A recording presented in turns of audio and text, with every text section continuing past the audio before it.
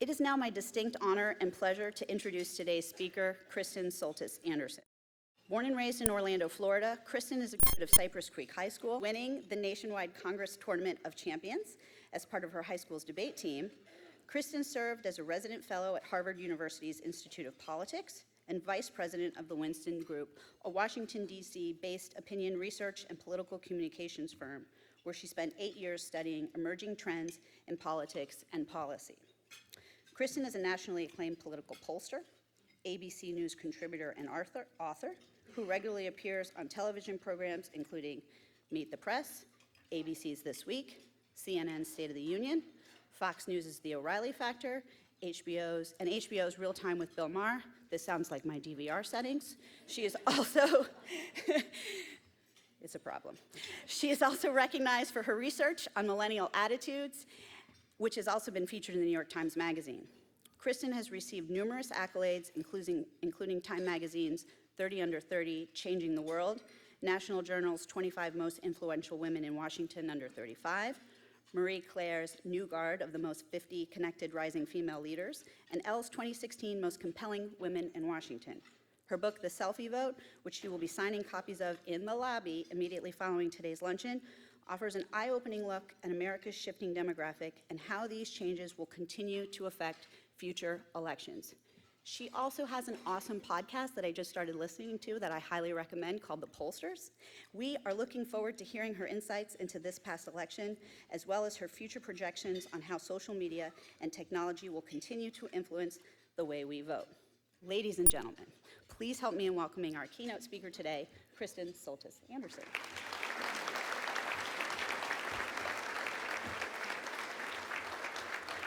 Thank you very much. It's really an honor to be here. I have not had an opportunity to come back to the Palm Beach area for almost a decade, but I think the last time I was here, I was competing in a high school debate tournament. I was so excited to meet the students because I remember debating against students from those high schools. And so this feels like a great sort of coming full circle. So thank you again. It's a real honor to be here. And also thank you to all of the Gators in the room. Anytime that I speak in the state of Florida, that's always a controversial statement to make because the Gator Nation is usually present, but there are also folks from the enemy camps that are usually around. So thank you all for your kindness in welcoming me, even though I am a very strong Gator partisan. So this election, we have now chosen essentially the Twitter president. If you go back over the course of many decades, we can find examples of politicians and elections being heavily influenced by technology, new and emerging methods of communication. It's often said that back in the election between Kennedy and Nixon, if you were watching the debates between Kennedy and Nixon, if you were listening on the radio, you thought Nixon won, but if you were watching on TV, this new thing that was changing the way we were consuming political information, you thought that Kennedy won the election. So technology has not faded. In 1996, you had Bob Dole invoking some new technology during that debate. He was the very first presidential candidate to mention the name of a campaign website during a debate. In fact, it became sort of a little bit infamous at the time because he actually got the website wrong. He said, visit Dole96.org, sort of forgetting the dot in the middle. A dear friend of mine, Rob Cabasco, was one of the first digital strategists in politics, and he remembers having set up this website thinking no one would come visit it. It was 1996. We didn't have our smartphones. Most people didn't even really have the internet at their houses. And he said they were watching the debate, and he remembers Dole delivering that line and just dropping the glass he was holding, and they ran over to the server that was in his basement, and it was blinking red that it was getting overloaded with traffic. So even in 1996, we had the beginnings of the internet starting to kind of reshape politics. Every election since then has had something new that has changed the game. In 2004, we really had the rise of e-campaigning, with the Bush-Cheney campaign in particular doing a ton of compelling things to organize, to gather, to list build using the internet, using email lists. In 2006, we had the YouTube election. That was the first year when campaign trackers, people would go around and could take very inexpensive video of candidates who were speaking about things. And we had a handful of candidates, one in particular, a gentleman running for Senate in the state of Virginia, who his campaign was scuttled by a YouTube clip of someone taping him at a rally, and he said something that wasn't quite ready for prime time, wasn't politically correct. By the time we got to 2008, we had the Facebook election. At this point, Facebook was about 4 years old. I had joined Facebook as a student at the University of Florida in 2004, shortly after it launched. But by the time we got to 2008, it was no longer just a way for college kids to connect with one another and become a little more mainstream. And it was through a platform like Facebook that people in Iowa were able to organize for this senator named Barack Obama, who was going to be challenging Hillary Clinton for what was presumed to be her likely nomination as the Democratic nominee that year. In 2010, Twitter began getting influential in politics. You had the rise of the Tea Party movement that was certainly heavily influenced by the emergence of social media and the new ways people could connect and organize outside of traditional party structures. But it was 2012 where big data really became the defining technology of the election. But when you get to 2016, at that point, I think Twitter had become a robust enough, a mature enough technology that it was no longer just folks on the very bleeding edge of adopting new ways of communicating that were using it, but instead people like my own father were on Twitter and were able to hear directly from political leaders like our current president-elect Donald Trump. So in this election, really, Twitter made a huge impact. But Twitter alone, I think, is not enough to just elect someone president. Social media alone is not enough to win any election. It's a new method of communication. It's a new way of making one's message heard. But I think that it's this particular political moment that also made the use of social media in this election so influential, that there are much, much deeper trends happening in American society that made this election one that was so ripe for disruption, so ripe for someone to go around the traditional gatekeepers, and so ready for someone that didn't sound like a typical politician and could use the medium of social media to deliver a message that sounded a little more authentic than perhaps normal political communication does. So I think it's important to set the scene about what the 2016 election was all about in order to understand why social media had such a big effect on the ultimate outcome. Now, if you think about it, think about somebody who's felt sick for a very long time. They've been trying to go to the doctor's been prescribing kind of the same old thing over and over again. Keep getting that prescription refilled, keep trying that therapy, really it's gonna work eventually. At a certain point, you decide the traditional remedies aren't working. And so you go to your doctor and you say, "Doctor, is there anything else that you can give me that's gonna work? Is there anything else out there that might make me feel better?" And the doctor goes, "Well, there's this thing. It's not FDA approved. It's got some potentially really crazy side effects. It might kill you, but it might make you better. But it might make you better." And if you've been sick enough for long enough, and you've been frustrated enough by how little the traditional remedies seem to be working for you, you just might take the pill. You just might take the experimental drug. You just might say, "You know what, I don't care that the FDA hasn't approved it. I don't care that it has side effects. I don't care that it might kill me, because it might make me better." Donald Trump was that experimental drug. For the most part, when we look at this election, voters on election day did not overwhelmingly have a positive view of Mr. Trump. In the exit polls, 22% of voters said that the most important thing to them was electing someone with the right experience, and 90% of those voters voted for Hillary Clinton. 20% of voters said the number one category for them was that somebody have good judgment, and of those folks, 2/3 voted for Hillary Clinton. 15% said the most important thing to them was someone who cares about people like me. And that was a little bit closer, but Hillary Clinton still wins among that group with 57% of the vote. But the biggest group of voters, 39%, said that the number one thing that mattered to them was someone that would bring about big change. And among those voters, Donald Trump won 82% of them. That's the ballgame. People who were ready for big change. Whatever the side effects were, It didn't matter. They were ready for big change. And these voters sort of knew what they were getting into. In the exit polls, voters were asked, do you believe that the candidates are honest and trustworthy? 64% of voters said that they did not think that Donald Trump was honest or trustworthy. But of that 64%, 1 out of 5 still voted for him. 61% said that they did not think that Donald Trump was qualified to be president. But of that group, 17% voted for him anyways. 63% of voters said they did not think that Donald Trump had the temperament to be president. But of that 63%, 1 out of 5 voted for him anyways. And so when you think about this election and the narrow margins that it came down to, the fact that according to Donald Trump's own pollster, Tony Fabrizio, if you just change the vote a little bit in 5 counties, 1 county here in Florida, a couple counties in Michigan, you change the whole course of the election. And so the fact that so many voters were so hungry for change that they were willing to overlook what was a very flawed candidate because they wanted something different and they were eager to hear a message that didn't sound like something they had heard before, that was the fulcrum on which this election pivoted. And that is why Donald Trump is 1 week away from being sworn in as the 45th president of the United States.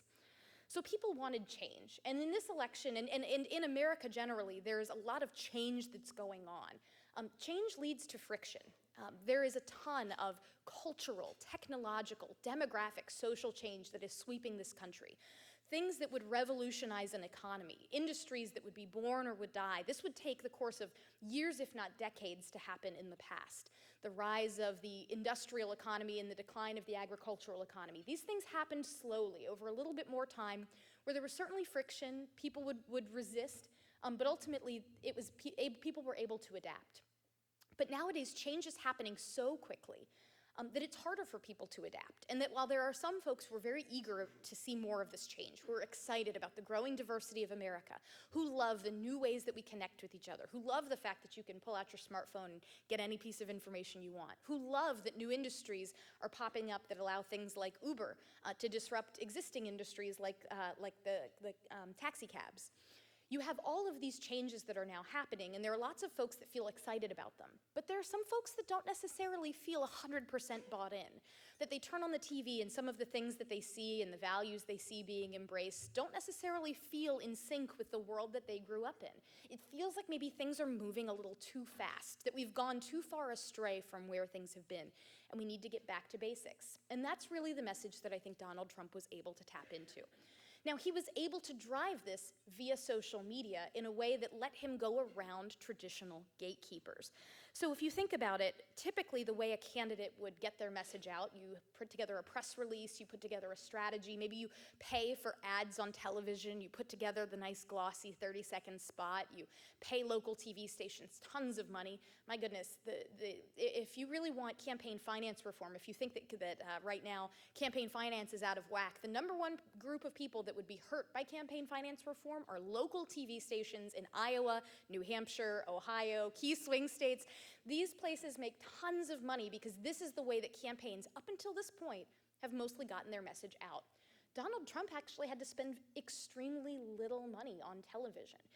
His digital director, Brad Parscale, came out and said that 50% of the Trump campaign spending on messaging was spent on digital advertising.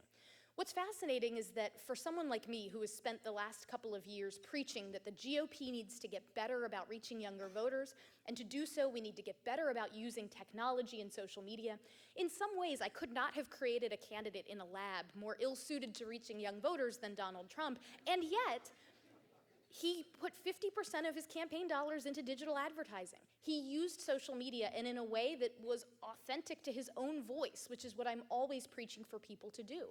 And so in that way, somewhat bizarrely, Donald Trump winds up getting about the same percentage of the youth vote as Mitt Romney got 4 years ago. It's incredibly fascinating to me the way that Donald Trump was able to just break the norms of how political communication happens and profit from it politically in the process. Now, I think it's important to underscore just how much distrust there is for the media these days. And this is across a whole host of different key voter groups. Take younger voters, for instance, my sort of area of specialty, my favorite group to study. The Harvard Institute of Politics does a survey of young voters twice a year, and they asked young voters, how much do you trust various institutions to do the right thing most of the time? And there are groups like the military, the police, that have typically been very trusted, where some young people are beginning to raise questions, but overall still majorities think that these institutions do the right thing. You've got political parties, politicians, not well loved by anybody, and at the bottom of the list, right below Wall Street, you have the media. And that's for younger voters. For older voters, distrust of the media is profound, and it's striking because for older voters, they remember a time when they did trust the media. They've seen a change. For younger voters, there's not really a frame of reference to a time when you turned on the nightly network news and you just sort of inherently trusted what you were hearing. That this is a brave new world. For most young voters, a quarter of them in the last election said that they got most of their political news at least once a week from The Daily Show on Comedy Central. So new ways of getting information and declining trust in traditional, dead tree paper newspapers and the network nightly news, these are things that are beginning to disintegrate. They were never a part of the news mix for younger voters, and they're falling apart for older voters as well. And so with the media not really being trusted, if you're someone like Donald Trump, whose message is a little unorthodox, you have a way to get it out directly to your voters. And what really benefited him is the fact that the media would then amplify that. How many of you are actually on Twitter? There's actually a very high number of hands that went up. So in fact, if you take a look at the percentage of American voters who are on Twitter, it's not terribly high. It's less than 30%. But when Donald Trump tweets, every political reporter in America freaks out and follows it and begins writing 18 different stories about it. Nowadays, if Donald Trump tweets, the stock market moves. There is now an app that will tell you if Donald Trump has just tweeted about a company whose stock you own, so that you can know immediately what's happening and panic. But so the traditional media sources had a big role in this, in amplifying what Donald Trump had to say, but he has shown in especially the last couple of weeks since his election, that he is not particularly interested in playing by traditional rules of communication. He's going to continue to use his Twitter account to reach people. And I think one reason why this matters a lot in this election is if you think about the folks that really gravitated toward Trump's message, in many cases, they're folks that feel like their viewpoint doesn't get represented in mainstream media or culture anymore, that they have been sort of left behind or left out. I remember coming down to visit my family in Orlando, Florida, shortly after the tragic attacks in Paris on the Bataclan, where you had enormous concern immediately arise about folks who were refugees, that there was questions about whether or not those attackers had been posing as refugees, and so immediately you had a handful of governors, including Florida's Governor Rick Scott, say, I think we're going to take a pause here, and we don't really want to let any more refugees into our state for the moment. We want to figure out what's going on.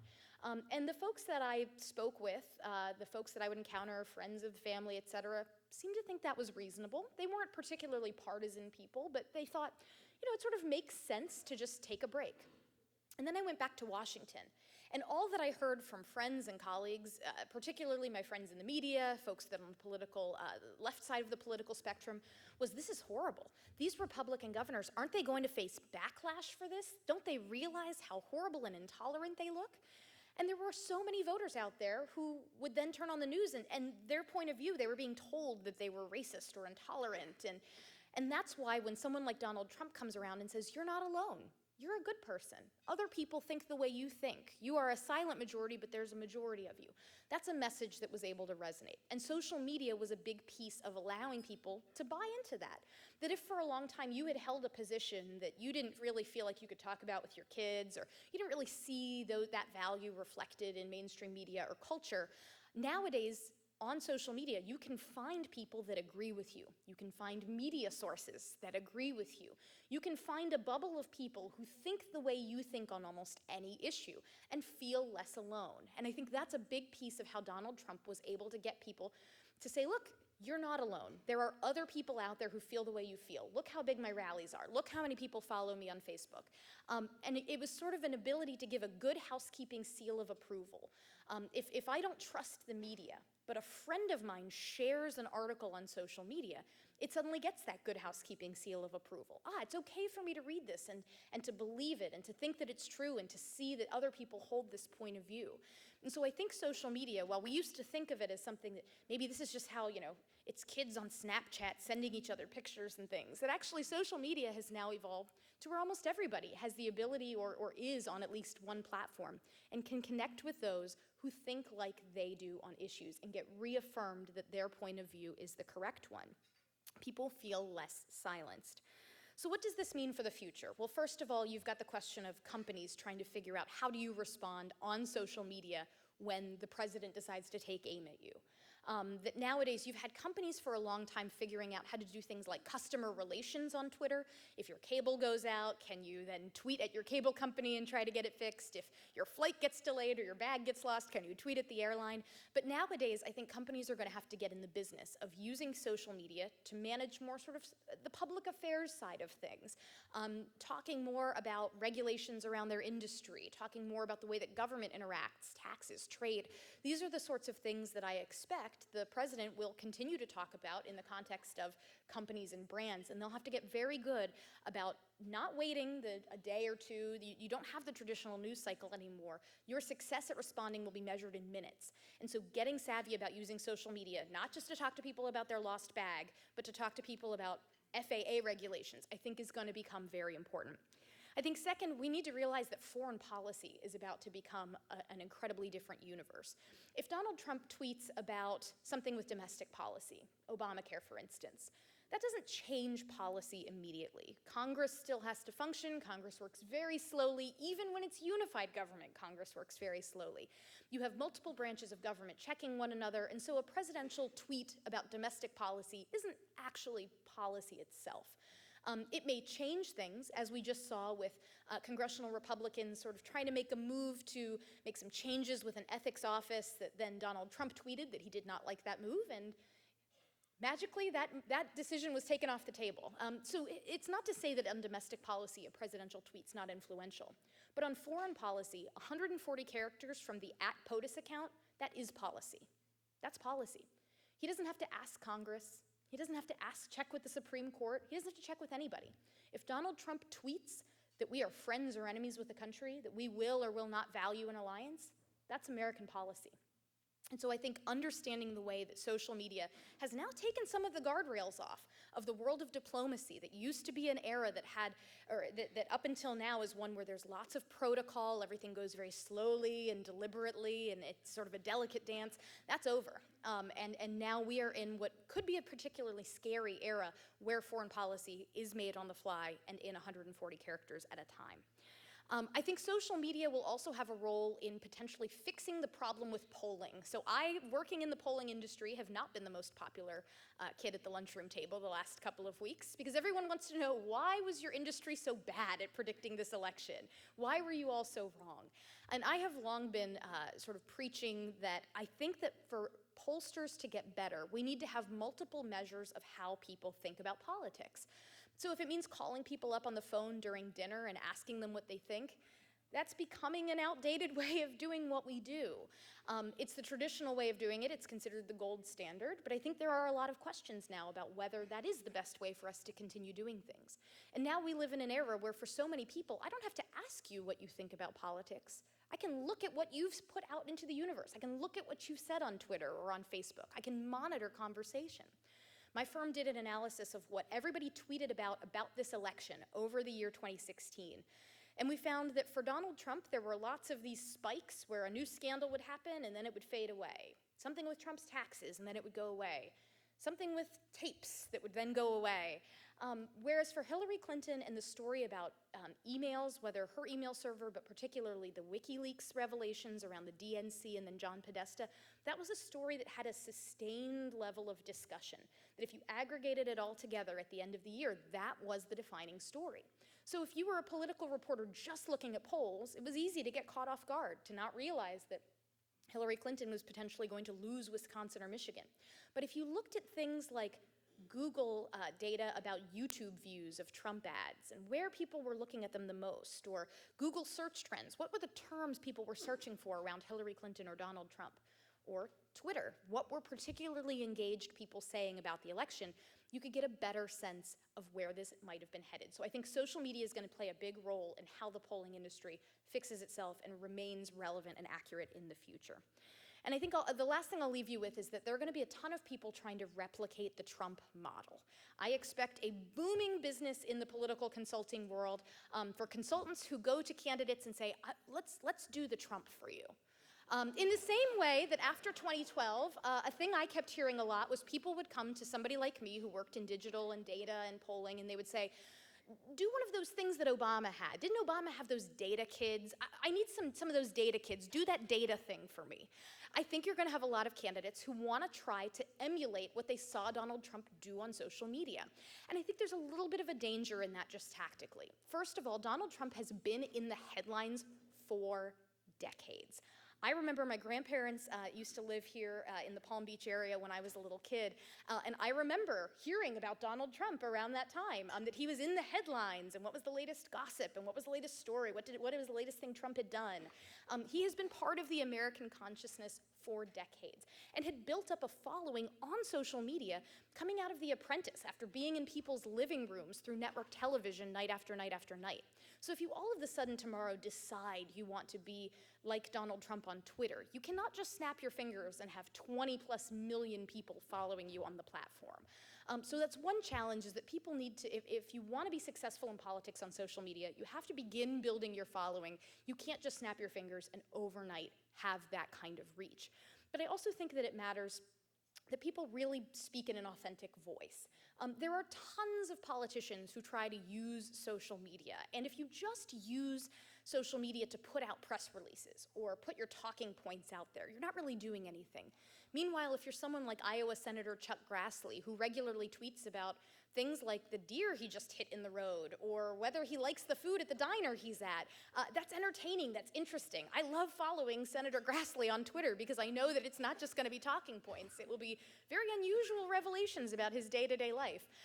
These are the sorts of things that get people engaged, and I think if we have learned anything from this election, it is that being cool and hip and tech-savvy is not necessarily the way to voters' hearts, including younger voters. Neither Donald Trump in particular, I suppose, but think about Ron Paul, think about Bernie Sanders. These are candidates who have also used social media to great effect. Nothing about them really radiates young and cool and hip, but it's undeniable that when they speak or when they tweet or when they put a message out there, it's what they believe. And so my message to anyone who wants to understand what social media can mean for politics in the future is that it's going to continue to amplify those folks who want to put their true voice out there for voters to judge whether they like it or not.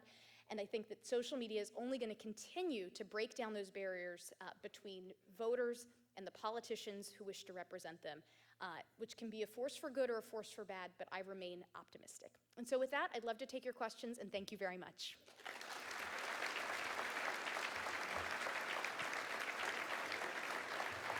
Is that on? Thank you, Kristen. Our first questions come from our students, and we'll start with, is that Forest Hill High School first? Suncoast. Oh, Suncoast goes first. Go ahead. Hi, my name is Shayla Zamora, and my question is, what would you consider to be the biggest setback of technology playing such a predominant role in election cycles? Is it something we can change with time? I think that's a great question. I think that for all of the upsides of breaking down those barriers and letting people have more of a direct type of access to their leaders, I think one of the problems is that we can wind up in a bubble of people who just think like we do. That on the one hand, it's good. You can connect with other people who care about the things you care about. You can find points of view that maybe weren't represented before. You can experience a greater diversity of thought if you want to. But a lot of these sites like Facebook, they're optimized to give you the stuff they know you're going to like. They want to feed you the stuff you're going to click on. And how often do we go out of our way to read stuff that disagrees with our position, that tells us something we don't want to hear?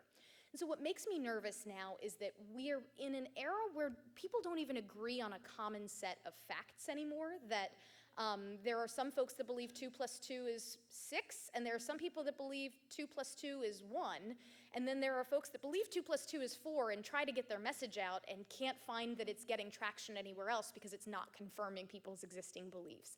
And so that's something that worries me a lot. I don't cheer the demise of the traditional mainstream media. I think there's a need for a lot of reflection. I think they have earned the criticism that they are receiving, and I think that people's distrust of traditional media sources is in many ways justified. But I don't want to see them go the way of the dinosaur. I do think that there's a role for sort of objective reporting that tries to come at a question without bias. And I know that it's hard for media organizations to try to feed voters their broccoli. When people just want to click on the stuff that agrees with them or that has the cute, snappy headline. So that is something that makes me nervous, because in a world where we'd like voters to be eating their broccoli and consuming thoughtful news about policy positions in an objective way, it's easy to go after the candy, the quick hits about the dumb thing that somebody's opponent did. And I think social media has made that much, much, much worse. Hi, my name is Justin Wang, and my question is, in a relatively short period of time, social media and technology have already made a significant impact on our political process. How do you believe that they will continue to change the way we communicate on political issues in the future? That's a great question. I think, as I discussed, we've had the internet playing a big role in elections for the last 20 years, and it's certainly not going anywhere. And I think the next big thing, if this was a Twitter election, I think the technology that's becoming pretty mainstream now that's really going to define things 2 and 4 years from now is mobile video. So something like Snapchat is a technology that now you have millions upon millions of people using it. I think a lot of political folks are trying to figure out how to use it. They think they're supposed to be on the platform because isn't that what the kids these days are doing? But it's still not quite, it hasn't matured into, I think, a way that people really do a good job. But I think stuff like Facebook Live, somebody like Newt Gingrich is really, really adamant about doing this a lot, where he'll go on Facebook Live and he'll just talk directly to people and engage one-on-one. And it's that streaming video that's a big piece of it. I think the ability for anybody, anywhere on their phone to be a live TV reporter is huge. And I think that we have only begun to see the impact of how mobile video through social platforms is going to change the way that we do politics.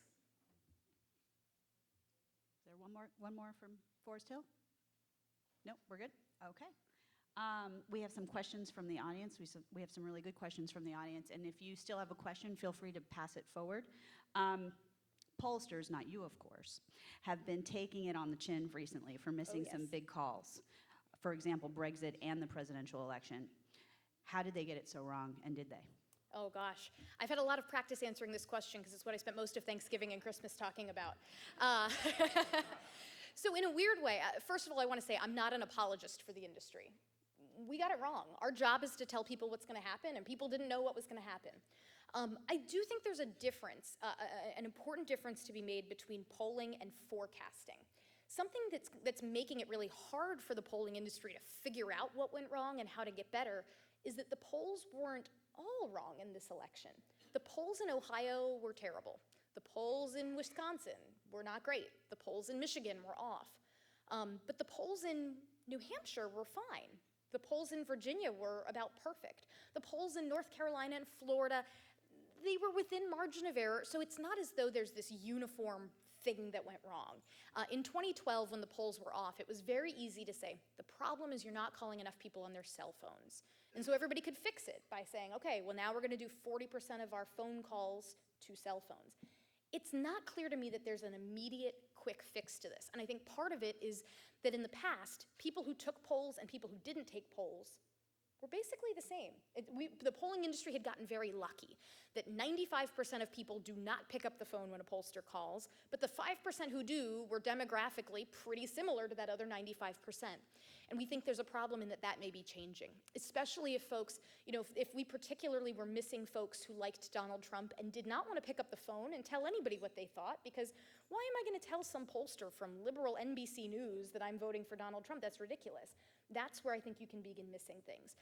So I think the polling industry, there's not one simple, elegant answer to this question. I think another big problem, though, and something we need to do in the future, certainly, no matter what the technical issue was, is pay less attention to this horse race number. Clinton's up by 2. No, a new poll came out and Clinton's up by 4. Nope, a new poll came out and Trump's up by 1. We get so wrapped up in that. And the most interesting stuff that happens in a poll is the stuff beneath the surface. Tony Fabrizio, who I mentioned before as Trump's pollster, he came on my podcast and talked a little bit about what they were seeing in the Trump campaign's internal polling. And he said they were finding that, there were some of these states where Trump and Clinton were kind of close. Clinton maybe had a little bit of a lead, but there was a group of people who would say they were undecided. But then on all of the other questions in the survey, they would express opinions like, I want wrecking ball style change. That are the sorts of things where you can say, if you're undecided and you want wrecking ball style change, guess where you're going to end up on election day? So, there are things we can learn in polls, I think, to better suss out where those undecideds are going to land that would have given us a better clue about what was happening this time around. And then the last piece of that is forecasting. So how many of you like a 538 or something like that that tells you there's a 70% chance that Clinton will win? The way they do their simulations is they guess, or that based on the polls, they figure out what percentage chance there is that every state will go a certain way. And so in that case, if the polls are off in just 1 or 2 states, it dramatically throws off the forecasting projections. So if you take Pennsylvania as a piece off of the game board for Donald Trump, suddenly his paths to victory look almost non-existent. So just missing in 1 state can throw off your forecasts enormously. So I think the forecasters have a lot to figure out about better baking in the mediocre quality of polling into how they forecast elections. Do you think that the margin of voters that put Trump over were always with him, or did they break late? I think that there's a chance that there are some folks who broke late, that they were undecided, and the Clinton campaign in particular talks about the letter from FBI Director Comey at the end, sort of reminding people of things they didn't like about Hillary Clinton, or adding some uncertainty. If she's president, is this investigation going to continue? I don't want to deal with that. But my assumption is that there are a lot of folks who sort of deep in their hearts always knew they wanted something different. In many cases in these polls, a lot of the undecideds were Republicans who weren't quite sure how they felt about Donald Trump. But one of the best predictors of how someone will vote in an election is what party they're with. And so I think for many folks, they may not have even known that they were ultimately going to vote for Trump, but all of the seeds were there. And so by the time they made it to the ballot box, the choice for them was clear. Even if prior to that, they had felt like they weren't quite sure, but the answer was always there. Do we have a fake news problem, and are millennials learning to discern the difference? This is a great question. So I think it's important to define what we mean by fake news. There's a big problem in this election where you had a teenager in Macedonia come up with a fake story, akin to what you might see in a supermarket tabloid, something that has no basis in reality. Hillary Clinton adopts alien baby, or what have you, and will post a story about it. And people who really don't like Hillary Clinton might think, she maybe does have an alien baby. I don't know. I hear she's got connections with the people at NASA, Area 51, I don't know. And so if you already don't like Hillary Clinton and you hear this insane story, well, maybe I'm going to share this with my friends. Maybe they'll get a kick out of it. And that's the fake news that I think is a problem. But I think that we are now abusing the term fake news to mean news that has a perspective we don't like, or news that has a fact in it that we don't like. And right now you've got some of these social media platforms like Facebook that are under a lot of pressure to eliminate fake news. And some of the things they're doing to deal with that are actually creating an editorial role. And I'm a big believer that it's not Facebook's responsibility to be a news editor. It's not their role to decide what is and is not news, or what is and is not even true. But I think what Facebook can do to crack down on some of this news that's just being created for the sake of somebody getting clicks and ad money, I think they can change the way that certain sites are or are not getting revenue. Because if you cut off the incentive to push this stuff, then then the really bad stuff will begin to go away. But it has troubled me that the term fake news has gotten very broadly applied lately to things that are not a complete fabrication, but maybe they're not well sourced, maybe it's controversial, maybe it's disputed. That doesn't mean the same thing as the teenager in Eastern Europe trying to make a couple $1,000s a day from clicks. I think we need to discern between the two. What are your thoughts on how Democrats lost the white working class voter and white college-educated women? This is a great question, and there's a book that I would recommend to all of you. It's called The Lost Majority, and it came out in 2012 by a friend of mine. He's Real Clear Politics, one of their senior analysts. If you write a book in 2012 called The Lost Majority, the implication there is that it's Republicans losing the majority, right? In 2012, Republicans were in dire straits. They just lost the White House again. It was not looking good for them, and everyone in politics, myself included, was saying, well, Republicans need to do better with younger voters and with Latino voters, and they need to modernize. And Sean was the lone voice saying, you know, there's a different demographic trend that's headed our way. It's that Democrats are going to lose their majority because there are white working class voters in the upper Midwest who have been with Democrats economically for a while, but culturally feel like the Democratic Party has lost touch with them and doesn't care about people like them. And that's going to cause Democrats to lose this important core piece of their electoral base. And Sean would joke with me that he was like, yeah, I mean, nobody bought the book. It didn't really go anywhere. And now he's a prophet. I assume if you go to Amazon now and you try to find a used copy of the book, it probably costs a ton, because I don't know how many there are even out there. But I mean, he was the one that saw this coming. And so I think it does not mean that Republicans don't still have demographic challenges. Again, 4 or 5 counties vote a little bit differently, and Hillary Clinton's getting sworn in next week, and Republicans look like idiots. So it's, you know, we too often assume one side is geniuses, one side is idiots, one side is going to win forever, the other side is done forever. It's easy to believe that, and you know, every 4 years it seems to change. I do think, though, that Democrats have to figure out a way to have a broader tent on their side. That if you think about some of these cultural issues, it used to be that you would have some pro-choice Republicans, some pro-life Democrats, that you'd have a mix on those sorts of things. And now, if you hold certain views on certain social issues, you are not welcome in one political party or the other. And I think there are a lot of voters for whom these are not key issues, but they do feel like, you know, why in order for me to be a Democrat do I have to sign up for X, Y, and Z? Or why for me to be a Republican do I have to sign up for X, Y, and Z? And in particular, that has caused Democrats to be sort of alienated from white working class voters who just want to feel like someone cares about them. If the media is no longer trustworthy, then who will oversee and report on stupid government policy issues, both local and national? So I'm hopeful that the media will continue to function, will do a little self-reflection, and will find ways to rebuild that trust. I think you've already seen, for instance, NBC, a network that I think a lot of folks, because NBC is left of center, folks were a little skeptical of that. Well, now they've brought in Greta Van Susteren and Megyn Kelly. You're seeing more, I think, left of center, or outlets with a left of center reputation, recognizing that they need to have voices that have trust outside of the usual bubbles. So we may see a little bit more of that. But I also think that it's going to mean, look, we now have, as an individual citizen, you have access to more data about what your government does than ever before. So citizen journalists who have a little free time on their hands and really want to sift through a data set from the FEC can find things that, you know, traditional reporters under quick deadlines might never have the bandwidth or to do or the interest to look into.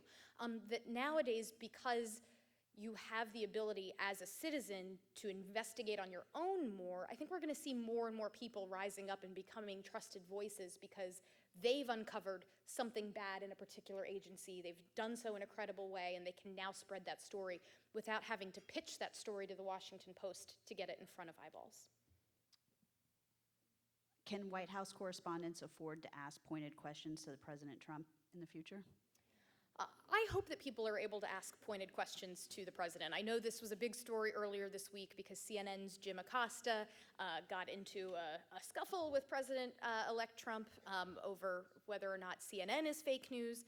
I hope that reporters will be able to ask tough questions.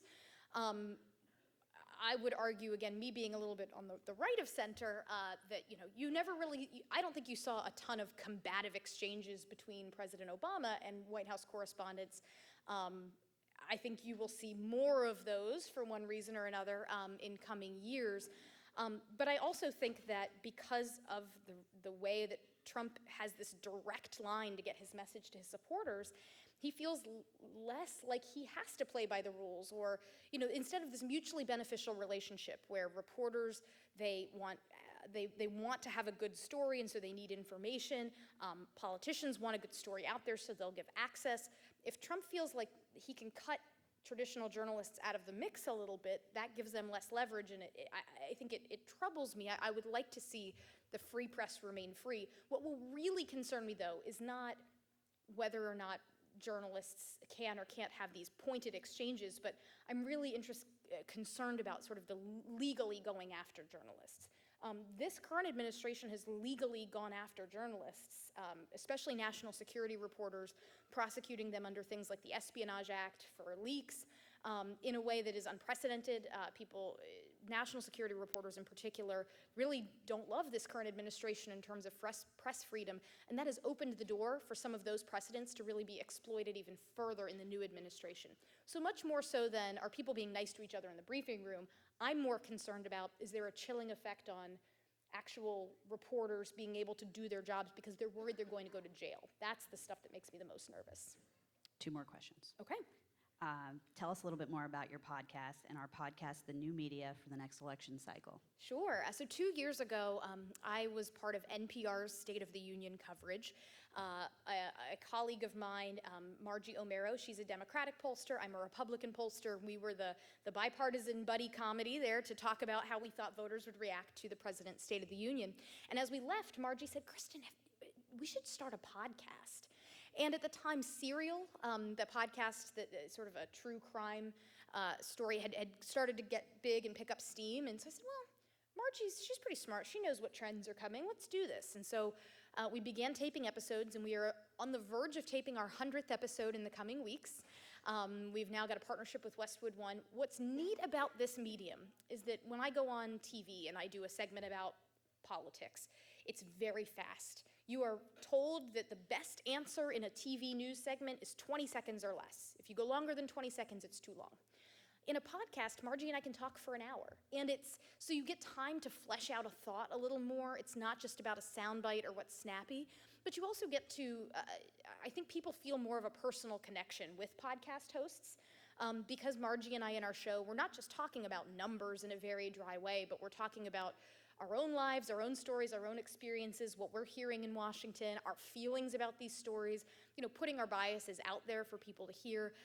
It's a more engaging medium. And so I think more and more people, as they turn to ways of getting news and information that privilege being authentic and hearing someone's true voice in a format that feels less filtered and less official, I think podcasts are a great medium for that, and I think you'll continue to see their growing importance in the political space. And finally, are you planning to visit the new Skull Island King Kong attraction at Universal Studios and see how it compared to the original? I am, although I'm a little concerned. I'm not sure if, my job was eliminated by technology. My job had been the one where you drive the tram and you read the script, and nowadays I don't know that job is going to be a part of this ride, so we'll see. Hey, if the polls continue to be really bad, I was joking that going back to that original career, my first love, would not be such a bad way to go. We have a small...